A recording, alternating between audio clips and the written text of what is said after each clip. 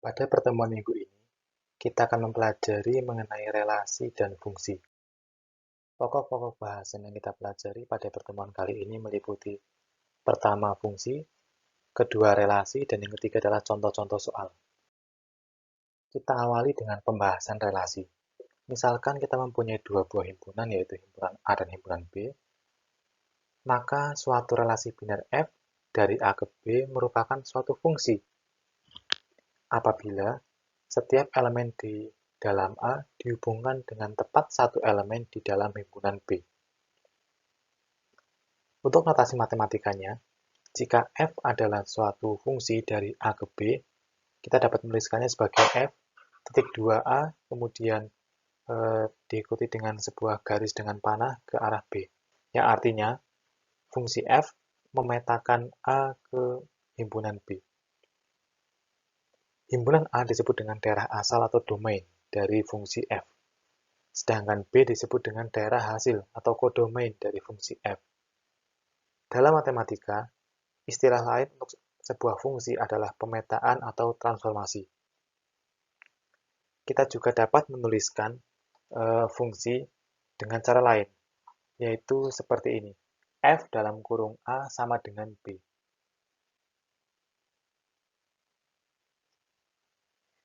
Yang artinya, elemen-elemen dalam A akan dihubungkan dengan elemen B melalui sebuah fungsi F. Jika kita memiliki suatu fungsi yang memetakan elemen-elemen A ke elemen-elemen B, di mana elemen A merupakan anggota dari himpunan A dan elemen B merupakan anggota dari himpunan B, maka elemen B disebut dengan bayangan atau image dari elemen A. Sedangkan elemen A dinyatakan dengan prabayangan atau pre-image dari elemen B. Kemudian himpunan yang berisi semua nilai pemetaan F disebut dengan jelajah atau range dari F. Nah, di sini bahwa jelajah atau range dari F adalah himpunan bagian dari himpunan B. Selanjutnya kita mempelajari mengenai fungsi. Fungsi adalah suatu bentuk relasi yang khusus, di mana pertama, setiap elemen dalam himpunan A harus digunakan oleh fungsi tersebut. Kemudian, setiap elemen di himpunan A dihubungkan dengan tepat dengan satu elemen di himpunan B. Dengan demikian, jika A, B anggota dari fungsi F, di mana A adalah daerah asal dan B adalah daerah hasil, kemudian juga A, C anggota dari fungsi F yang sama, maka kita dapat menyimpulkan bahwa B sama dengan C. Karena keduanya dipetakan dari A yang sama. Terdapat beberapa cara untuk menyatakan fungsi atau menuliskan sebuah fungsi. Yang pertama, kita dapat menggunakan himpunan pasangan terurut. Artinya kita membuat pasangan-pasangan yang menunjukkan elemen dari daerah asal dan daerah hasilnya. Kemudian, cara yang kedua untuk menyatakan fungsi adalah dengan menggunakan suatu formula atau rumus. Misalnya untuk kuadrat kita bisa menyatakan bahwa fx sama dengan x kuadrat. Atau fungsi lainnya misalnya fx sama dengan 1 per x. Artinya kita memetakan daerah asal x menjadi daerah hasilnya diperoleh dari 1 dibagi dengan x. Cara ketiga untuk menyatakan fungsi adalah menggunakan kata-kata. Sebagai contoh, f adalah suatu fungsi yang memetakan jumlah bit 1 dalam suatu string biner. Kemudian, cara yang terakhir untuk menyatakan fungsi lazim Anda gunakan di bidang ilmu komputer atau IT, yaitu menggunakan suatu kode program atau source code. Sebagai contoh, kita ingin membuat suatu fungsi yang menjumlahkan dua bilangan integer, yaitu A dan B. Maka kita bisa menuliskan fungsinya. Tentu saja cara menuliskan suatu fungsi dalam suatu bahasa pemrograman mengikuti kaidah-kaidah yang berlaku dalam bahasa pemrograman tertentu. yang mungkin berbeda antara bahasa pemrograman satu dengan lainnya. Sekarang kita akan mencoba mengidentifikasi apakah sebuah relasi merupakan fungsi atau tidak. Ingat, ada beberapa syarat suatu relasi menjadi sebuah fungsi.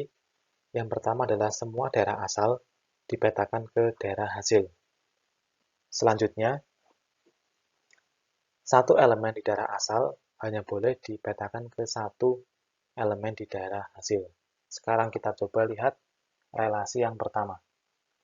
Di sini kita memiliki sebuah relasi yang memasangkan elemen-elemen dari dua himpunan, ada himpunan A dan B. Himpunan A memiliki nilai 1, 2, 3, B-nya U, V, dan W.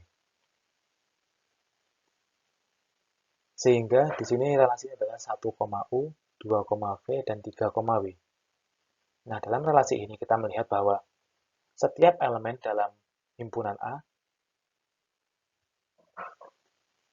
dipasangkan. Jadi di sini setiap elemen dari himpunan A ada dalam relasi. Ada 1, 2, dan 3.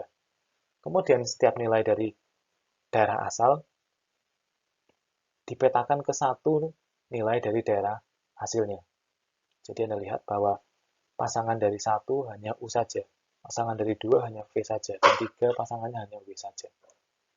Maka relasi ini memenuhi kaidah dari sebuah fungsi. Dengan kata lain, relasi ini merupakan sebuah fungsi juga. Sekarang kita lihat ke contoh berikutnya. Ada himpunan A, 1, 2, 3, himpunan B, U, V, dan W. Kemudian ada relasi 1,U, 2,U, dan 3,V. Kita lihat apakah setiap elemen dari daerah asal sudah digunakan. 1 sudah, 2 sudah, dan 3 sudah. Sehingga syarat pertama dipenuhi.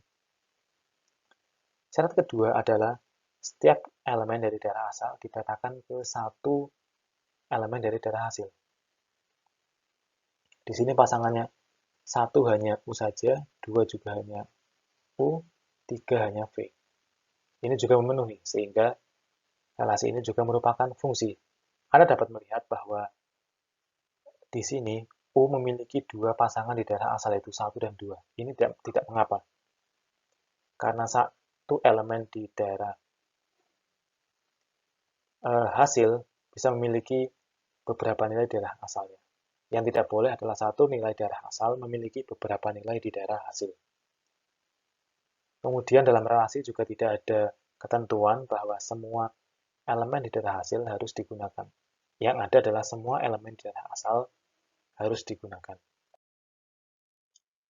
Pada relasi berikutnya, kita melihat ada himpunan A memiliki anggota 1, 2, 3, 4, dan B, U, V, serta W. Di sini relasinya adalah 1,U, 2,V, dan 3,W. Pertama, kita cek terlebih dahulu apakah semua elemen dari daerah asal sudah dipetakan. 1 sudah, 2 sudah, 3 sudah, tetapi 4 belum. Karena ada elemen dari daerah asal yang belum dipetakan ke daerah hasil, maka relasi tersebut bukanlah sebuah fungsi.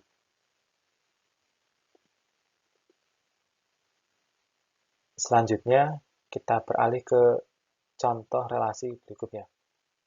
Kita punya sebuah relasi 1,U, 1,V, 2,V, dan 3,W. Dengan daerah asal A, 1, 2, 3, dan daerah tujuan atau daerah hasil B, U, V, dan W. Kita cek terlebih dahulu apakah semua elemen dari daerah asal sudah digunakan. 1 sudah, 2 sudah, dan 3 sudah. Kemudian syarat kedua yaitu apakah setiap elemen daerah asal dipetakan satu elemen daerah hasil. Dan di sini kita melihat suatu ketidaksesuaian. Di sini 1 dipetakan ke dua elemen di daerah hasil. Yaitu 1 dipasangkan ke U, 1 juga dipasangkan ke V. Dengan demikian, relasi tersebut bukanlah merupakan suatu fungsi. Terdapat beberapa jenis fungsi yang memiliki karakteristik khusus. Salah satunya adalah fungsi 1 ke 1. Suatu fungsi f dikatakan 1 ke 1 atau one to one atau injektif Jika tidak ada dua elemen pada himpunan A yang memiliki bayangan yang sama. Dengan kata lain, setiap elemen di himpunan A dipasangkan ke tepat satu elemen di himpunan B. Demikian pula dengan satu elemen di dalam himpunan B hanya memiliki satu pasangan di himpunan A. Ini yang dinamakan dengan fungsi 1 ke 1. Kita akan melihat apakah relasi yang kita miliki ini merupakan fungsi 1 ke 1 atau tidak. Agar mudah, kita bisa menggambarkannya terlebih dahulu. Kita punya himpunan A yang terdiri dari 1, 2, dan 3. Kemudian kita punya himpunan B yang terdiri dari U, P, W, dan X. Kita lihat untuk relasi pertama, 1 dipasangkan ke W, kemudian 2 dipasangkan ke U, kemudian 3 dipasangkan ke P. Kita melihat di sini, satu elemen di A punya satu pasangan di B saja, sehingga ini merupakan fungsi 1 ke 1. Selanjutnya kita lihat untuk contoh yang kedua, atau relasi yang kedua. Di sini 1 dipasangkan ke U, 2 juga dipasangkan ke U, kemudian 3 dipasangkan ke V. Nah, di sini kita melihat bahwa relasi ini bukan merupakan fungsi 1 ke 1, karena ada dua elemen yang dipetakan ke satu daerah hasil yang sama, yaitu U. Baik 1 maupun 2 dipetakan ke U. Jadi ini bukan fungsi 1 ke 1, tetapi fungsi biasa. Selanjutnya kita lihat contoh yang lain. Misalkan kita memiliki suatu fungsi yang memetakan bilangan bulat ke bilangan bulat. Kemudian kita lihat apakah fungsi x kuadrat plus 1 dan juga fungsi x min 1 merupakan fungsi 1 ke 1. Kita lihat terlebih dahulu fungsi yang pertama, x kuadrat plus 1. Apakah untuk setiap x, jika kita masukkan ke persamaan x kuadrat plus 1, nilainya akan unik? Ternyata jawabannya tidak, karena untuk dua nilai yang berbeda, bisa memiliki daerah hasil yang sama. Sebagai contoh, bilangan yang sama tetapi yang satunya positif dan satunya negatif. Misalnya kita punya x min 3, maka fx-nya adalah min 3 kuadrat 9 ditambah 1, yaitu 10. Kemudian untuk x yang lain, saya tuliskan x1, kita x2 misalnya sama dengan 3 positif, maka untuk f x2 hasilnya juga sama, 3 kuadrat 9 tambah 1, 10. Dan kita lihat, untuk dua nilai di daerah asal yang sama, yang berbeda, akan punya daerah hasil yang sama. Meskipun daerah asalnya beda, daerah hasilnya sama. Sehingga fungsi x kuadrat plus 1 bukanlah fungsi 1 ke 1. Selanjutnya yang kedua, yaitu fungsi fx sama dengan x min 1. Apakah merupakan fungsi 1 ke 1? Nah, untuk fungsi ini merupakan fungsi 1 ke 1. Karena jika x-nya berbeda atau daerah asalnya berbeda, maka daerah hasilnya pastilah berbeda. Jika Anda punya suatu nilai x, maka nilai x min 1-nya akan berbeda jika x-nya berbeda pula. Dengan demikian, fungsi x min 1 merupakan fungsi 1 ke 1. Jenis fungsi berikutnya yang kita pelajari adalah fungsi pada. Jadi, suatu fungsi f dikatakan dipetakan pada atau onto atau subjektif jika setiap elemen pada himpunan B merupakan bayangan dari satu atau lebih elemen dari himpunan A. Kita lihat contoh di sini, B yang merupakan daerah hasil dan A adalah daerah asal. Kita melihat di sini bahwa setiap anggota dari himpunan B merupakan hasil pemetaan dari anggota himpunan di A. Anda melihat di sini tidak ada anggota dari himpunan B yang tidak memiliki pasangan. Di sini juga diperbolehkan bahwa sebuah elemen pada daerah hasil dipetakan oleh lebih dari satu elemen dari daerah asalnya. Pada contoh berikut, kita akan melihat fungsi manakah yang merupakan fungsi pada dan fungsi manakah yang bukan merupakan fungsi pada. Agar memudahkan bagi kita untuk melihat perbedaannya, maka sebaiknya kita visualisasikan daerah asal dan daerah hasilnya. Di sini daerah asal diwakili oleh himpunan A yang terdiri dari elemen 1, 2, dan 3. Adalah daerah asal yang memiliki nama himpunan A. Kemudian daerah hasilnya terdiri dari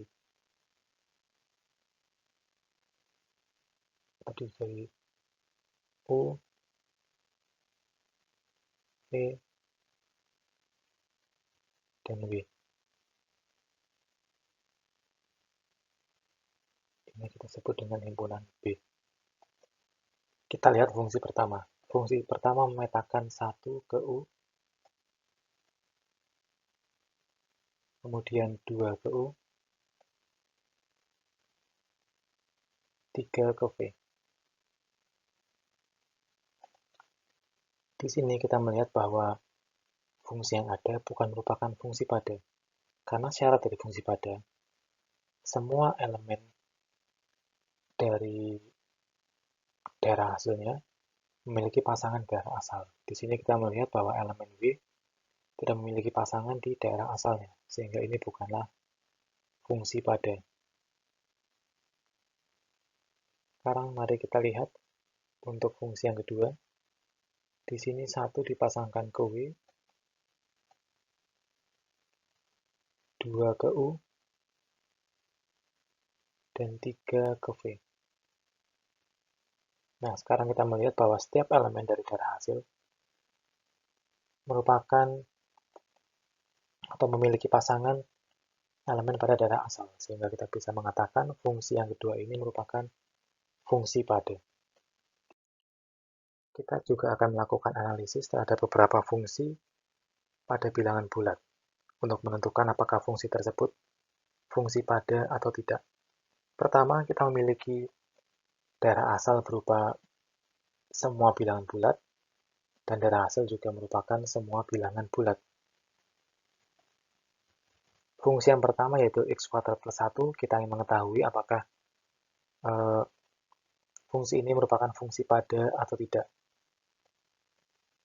Ternyata fungsi ini bukanlah merupakan fungsi pada.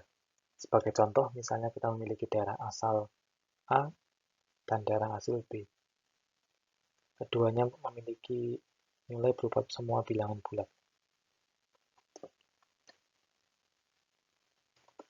Di sini kita melihat ada beberapa bilangan bulat yang tidak bisa dihasilkan dari persamaan x kuadrat plus 1. Sebagai contoh bilangan 7. Kalau kita membuat x kuadrat plus 1 yang menghasilkan 7, maka hasilnya adalah x kuadrat plus 1. 6 sama dengan x kuadrat. X sama dengan akar 6. Akar 6 bukanlah bilangan bulat. Dengan demikian, tidak semua daerah hasil memiliki pasangan di daerah asalnya. Atau dengan kata lain, tidak semua bilangan bulat merupakan jelajah dari fungsi tersebut.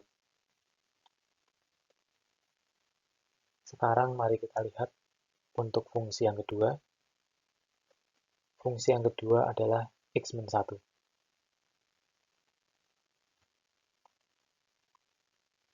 Kita dapat menyimpulkan bahwa fungsi x-1 merupakan fungsi pada. Karena semua bilangan bulat dapat dihasilkan dari persamaan x-1, berbeda dengan x² plus 1. Jenis fungsi berikutnya yang kita pelajari adalah fungsi bijeksi, atau nama lainnya adalah fungsi korespondensi 1-1. Suatu fungsi f dikatakan berkorespondensi 1-1 atau bijeksi jika fungsi tersebut memiliki sifat 1-1 dan juga memiliki sifat fungsi pada. Dengan kata lain, satu elemen pada daerah asal memiliki satu pasangan di daerah hasil. Begitu juga, setiap elemen di daerah hasil memiliki satu pasangan di daerah asalnya. Kita akan lihat contohnya. Dari fungsi ini kita akan menggambarkan visualnya. Kita punya himpunan A terdiri dari 1, 2, 3. Kemudian hasilnya pada himpunan B ada U, V, W.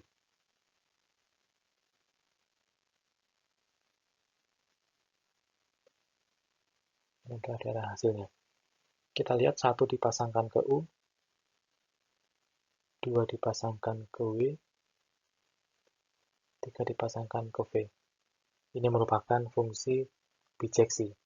Setiap elemen dari daerah asal punya hanya satu pasangan di daerah hasil. Begitu juga sebaliknya, setiap elemen pada daerah hasil memiliki tepat satu pasangan di daerah asalnya.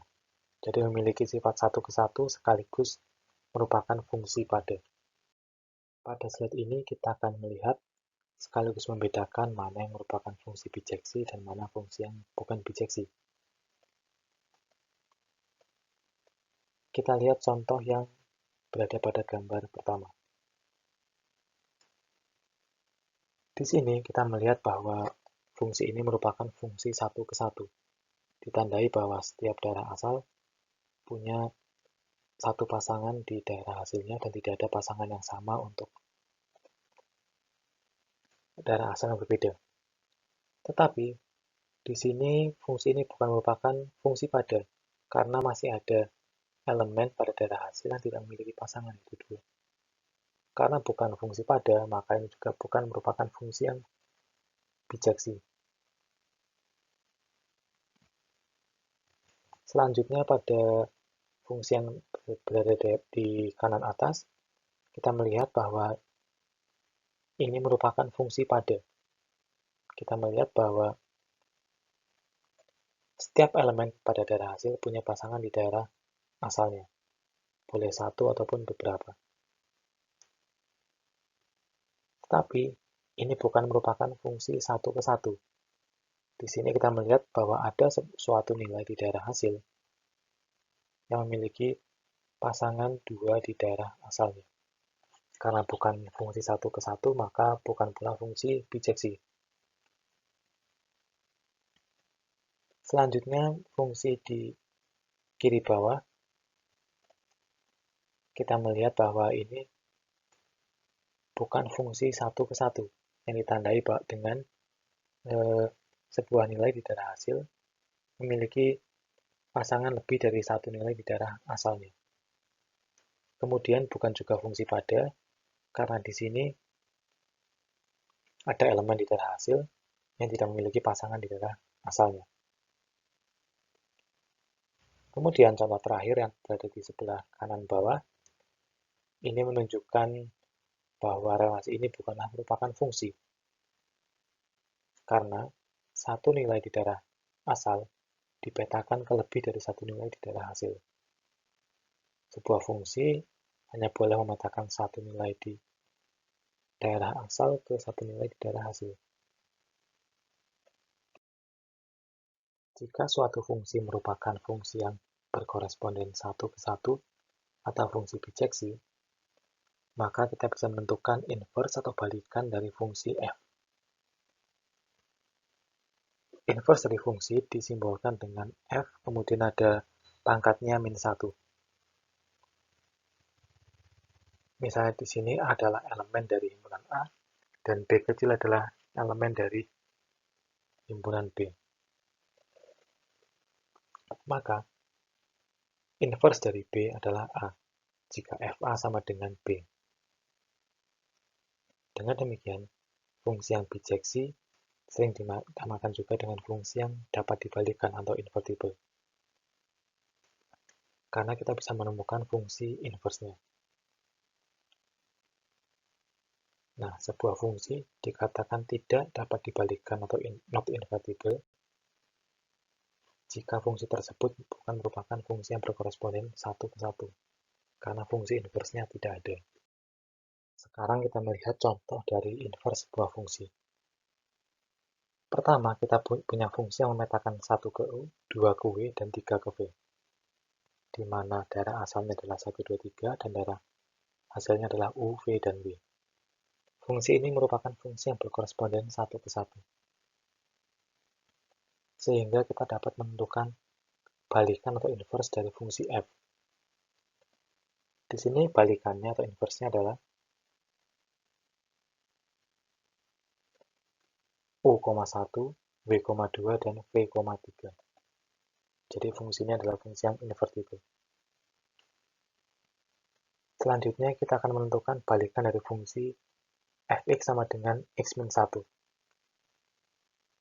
Saya tuliskan di sini ulang. Fx sama dengan x-1. Kita sudah mempelajari bahwa ini merupakan fungsi yang bijeksi. Dengan demikian maka balikannya atau inverse-nya ada. Kita dapat menuliskan fx dengan variabel lain misalnya y, sehingga sama dengan x-1.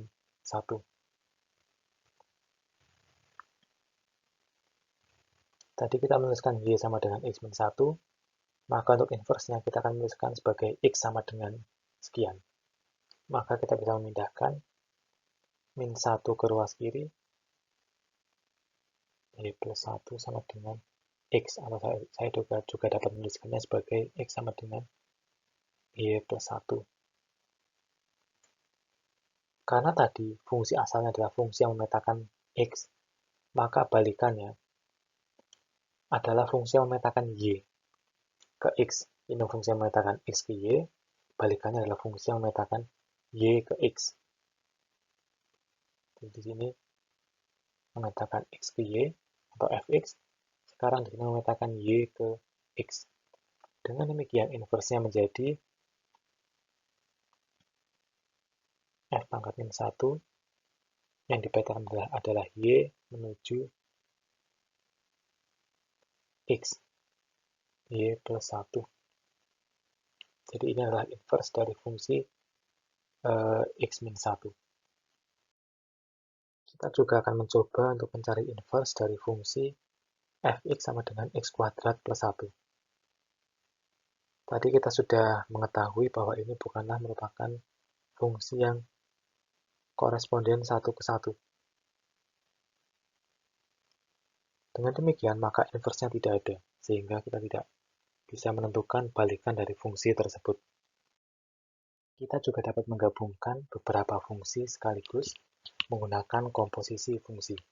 Sebagai contoh, kita akan memetakan himpunan A ke himpunan B menggunakan fungsi G. Kemudian kita memetakan B ke C menggunakan fungsi F. Maka kita bisa membuat komposisi fungsi F dan G, yang dinyatakan F komposisi G. Ini artinya adalah fungsi dari A ke C, yang kita definisikan sebagai F komposisi G dari A sama dengan G kita selesaikan dengan fungsi, A kita selesaikan dengan fungsi G, baru kita selesaikan dengan fungsi F. Kita mempelajari beberapa fungsi komposisi pada slide ini.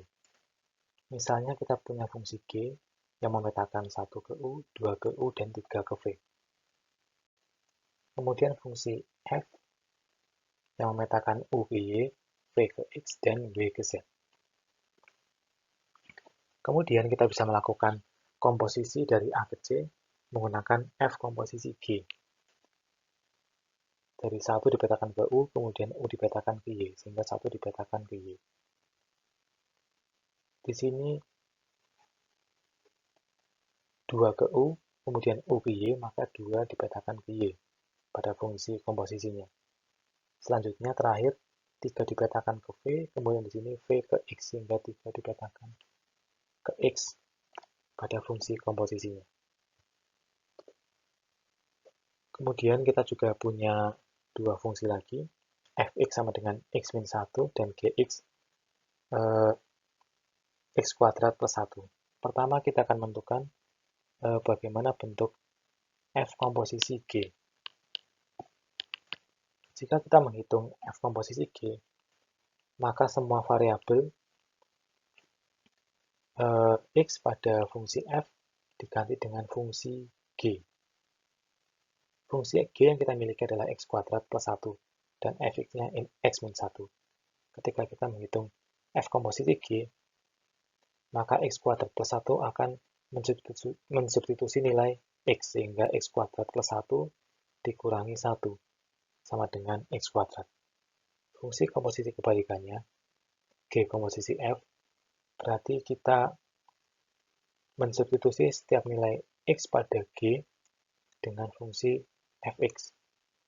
Sehingga di sini x kuadrat diganti dengan x-1 kuadrat ditambah 1. X-1 kuadrat menghasilkan x kuadrat min 2x plus 1. Kemudian tambahkan 1 sehingga menjadi x kuadrat min 2x plus 2. Dalam matematika, terdapat beberapa fungsi khusus. Yang pertama, kita mempelajari fungsi floor dan ceiling. Misalnya kita memiliki x sebuah bilangan real, berarti bilangan memiliki pecahan, maka kita dapat mendefinisikan fungsi floor dari x adalah nilai bilangan bulat terbesar yang lebih kecil atau sama dengan x.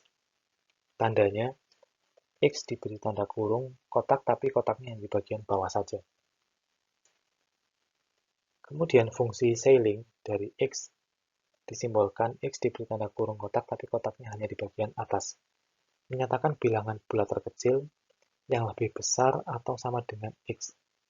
Atau dengan istilah lain, fungsi floor adalah membulatkan nilai x ke bawah, sedangkan fungsi ceiling membulatkan nilai x ke atas.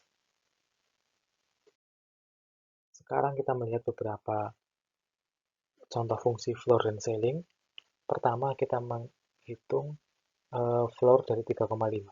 Artinya kita mencari bilangan bulat terbesar yang lebih kecil dari 3,5, yaitu 3. Atau kita bisa mengatakan membulatkan 3,5 ke bawah sehingga menghasilkan 3. Kemudian kita juga bisa mengambil contoh untuk fungsi floor di sini. Floor dari 3,5. Kita mencari bilangan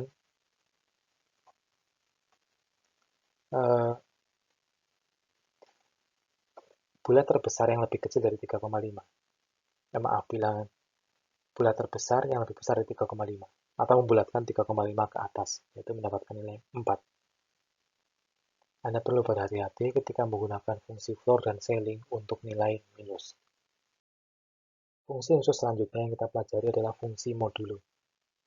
Misalkan kita memiliki A, sebuah bilangan bulat sembarang, kemudian M adalah bilangan bulat positif. A modulo M, atau biasa ditulis sebagai A mod M, merupakan sisa pembagian bilangan bulat bila A dibagi dengan M. Atau dengan kata lain, A mod M sama dengan R. Sehingga A sama dengan M dikali Q ditambah R. Kita bisa melihat beberapa contoh di sini. 25 mod 7 sama dengan 4. Artinya, bila kita membagi 25 dengan 7, maka hasilnya adalah 3, 25 dibagi 7 mendapatkannya 3, dan sisanya adalah 4. 7 kali 3, 21, sisanya adalah 4. sehingga mode-nya adalah 4. Kemudian di sini, ini contoh yang sedikit salah, ini bukan 15, tetapi 16. 16 mode 4 adalah 0. Artinya, 16 dibagi dengan 4 tidak memiliki sisa atau sisanya 0. Fungsi-fungsi khusus berikut sudah sering Anda gunakan dan pernah Anda lihat, sehingga saya tidak akan menjelaskan dengan detail. Yang pertama adalah fungsi faktorial, Anda pernah mempelajari apa itu faktorial. Kemudian fungsi eksponensial atau pemangkatan. Kemudian ada juga fungsi logaritmik. Fungsi khusus selanjutnya yang cukup unik adalah fungsi rekursif. Suatu fungsi f dikatakan rekursif jika definisi fungsinya mengacu pada dirinya sendiri, atau dengan kata lain, fungsi tersebut memanggil dirinya sendiri. Salah satu contoh fungsi yang bisa diterapkan secara rekursif adalah fungsi faktorial, di mana n faktorial adalah 1 dikali 2 dikali nilai selanjutnya sampai dikalikan dengan n-1 dikalikan dengan n. Kita juga dapat menuliskan n faktorial sebagai n-1 faktorial dikali dengan n. Atau dengan kata lain, kita bisa menuliskan n faktorial akan bernilai 1 jika n-nya sama dengan 0. Anda tahu bahwa 0 faktorial adalah 1. Untuk nilai selain 0, maka nilai n faktorial dapat kita hitung dari n dikali n-1 faktorial. Jadi dalam definisi fungsi faktorial, dia juga memanggil fungsi faktorial. Di sini sebuah fungsi rekursif memiliki dua komponen atau dua bagian. Yang pertama adalah basis. Basis adalah nilai awal yang tidak mengacu pada dirinya sendiri. Pada fungsi faktorial ini, bagian pertama ini adalah bagian basis. Karena dia tidak memanggil dirinya sendiri, tidak menggunakan fungsi faktorial.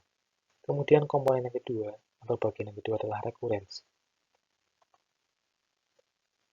Di sini pada bagian recurrence, atau bagian baris kedua, pada fungsi faktorial, fungsi ini akan memanggil dirinya sendiri. Anda melihat bahwa di sini menggunakan fungsi faktorial juga. Nah, dalam memanggil dirinya sendiri, di sini argumen atau parameter inputnya harus mendekati nilai yang awal. Jadi kita kurangi 1. Maka pada suatu saat, nilai n-1 ini akan bernilai 0, sehingga akan menghasilkan 1. Kita akan mempelajari bagaimana penggunaan fungsi rekursif pada faktorial. Tadi kita mendefinisikan faktorial memiliki basis. Jika n sama dengan 0, maka n faktorial bernilai 1. Jika n lebih besar dari 0, maka n faktorial bernilai n dikali n-1 faktorial. Sekarang kita akan mencoba menghitung 5 faktorial menggunakan rekursif. Pertama kita menghitung 5 faktorial, n-nya sama dengan 5. Karena n lebih besar dari 0, maka kita menggunakan fungsi rekurensinya. N-nya 5, berarti 5 dikali 5 min 1 faktorial, atau 4 faktorial. Kita menghitung lagi 4 faktorial, karena n-nya lebih dari 0, maka kita gunakan fungsi di rekurensinya.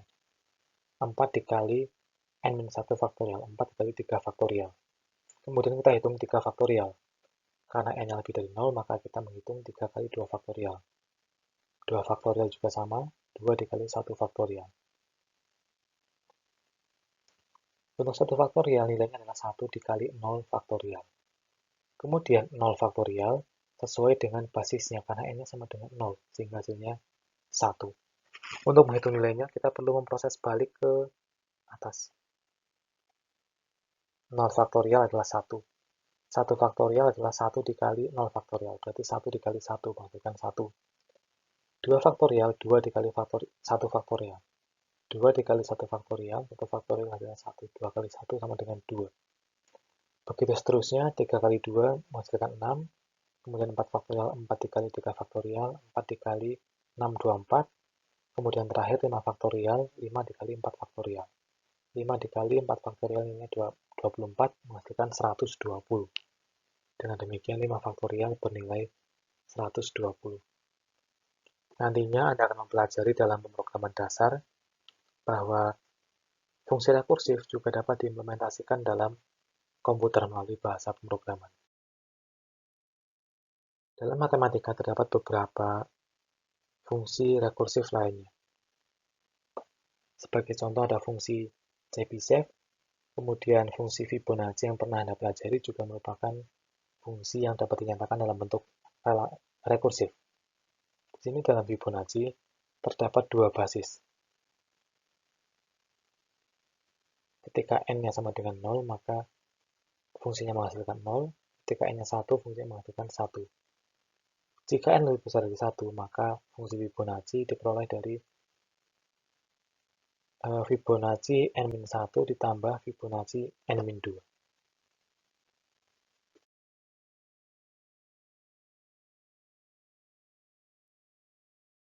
Demikian perkuliahan kita pada kesempatan kali ini. Semoga materinya dapat bermanfaat dan bisa dipahami dengan baik.